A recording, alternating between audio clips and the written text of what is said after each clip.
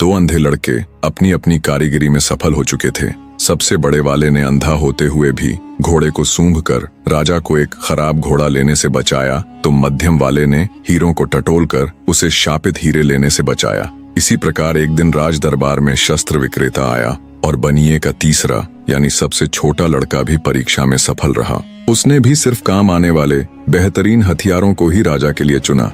राजा छोटे वाले से भी बहुत खुश हुआ। उसने हमेशा की तरह आदेश दिया कि इसकी खुराक भी दुगुनी कर दो। कुछ समय बाद एक दिन तीनों अंधे लड़कों का पिता बनिया वापस आ गया। उसने राजा से लिया हुआ सारा आरण वापस कर दिया और अपने तीनों लड़कों को लेकर वापस जाने लगा। तब राजा बनिए से बोला, तुम इन तीनों लड़कों के बाप हो, तुम्हारा क्या गुण है? राजा की बात सुन बनिया बोला, मैं आदमी की पहचान कर सकता हूँ। उसकी बात सुन राजा बोला, ओह अच्छा, तो फिर बताओ हमारी पहचान क्या है? ये सुन बनिया एक बार तो झिझका, फिर राजा की आंखों में आंखें डालते हुए बोला, आप नानाबाई की औलाद हैं। कहानी को बीच में रोककर आपको बता दूं कि उस समय समाज में जाति और पेशे के आधार पर ऊंच नीच का बहुत भेदभाव होता था।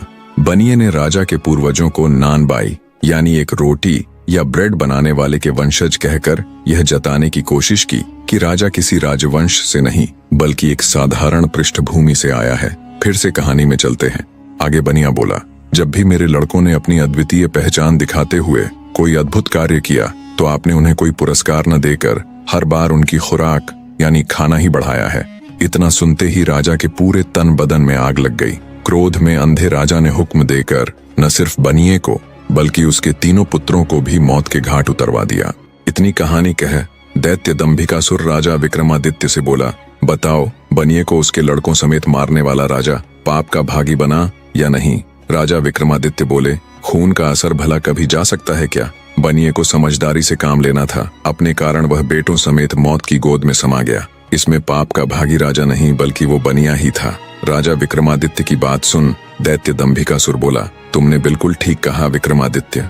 इतना कह दैत्य चुप हो जाता है। उसे अनुभव होता है जैसे उसके हर सवाल के जवाब के साथ उसकी शक्ति कम होती जा रही है। उसने देवताओं को प्रसन्न कर जो वरदान लिया था उस कारण वो गुत्थियों के दिए गए सही जवाबों को झुठला भी नहीं सकता था। उसके चेहरे पर डर और गहरी सोच देख राजा विक्रमादित्य बोले, क्या हुआ दुष्ट राक्षस, अब किस सोच में पड़ गया? इतना अगर तू पाप करने से पहले सोच लेता तो आज इस दिन की नौबत ही नहीं आती। अपना अगला सवाल पूछ पापी दानव। राजा विक्रमादित्य की बात सुन दैत्य दंभिकासुर बोला, भूलो मत विक्रमादित्य, अभी मेरे 5 सवाल और बाकी है। तुमने अगर एक भी सवाल का सही जवाब नहीं दिया तो तुम तुरंत पत्थर के बन जाओगे। इतना कह दैत्य अपनी अगली गुत्थी कहना आरंभ करता है। तो सुनो राजा,